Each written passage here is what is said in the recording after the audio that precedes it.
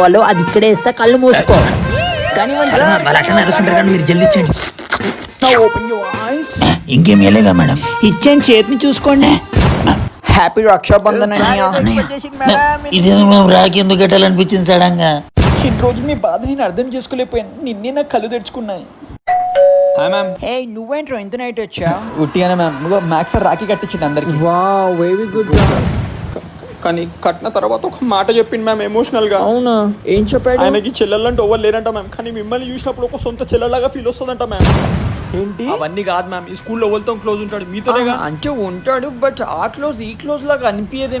అది ఈ క్లోజ్ నువ్వు అనుకుంటుంది కదా, ఎక్కువ ఫీల్ అయిపోకు. అవన్నీ పెట్టుకోకంతో. రైట్ మ్యామ్ ప్లీజ్ మ్యామ్, మా సార్కి మీతో రాఖీ కట్టించుకోవాలని ఉందంట. మమ్మల్ని అడ్జస్ట్ చేసిన ఏం కాదు, కానీ మా సార్ని మాత్రం అడ్జస్ట్ చేయకండి మ్యామ్. మీ కాళ్ళు మొక్కమంటే మొత్తం మ్యామ్. ప్లీజ్ అడ్జస్ట్ చేయకుండా రాఖీ కట్టారు. సరే సరే, నువ్వు వెళ్ళు, నేను కడతాను. వచ్చి సర్ప్రైజ్ చేయరు మ్యామ్. హ్యాపీ ఫీల్ అవుతాడు మా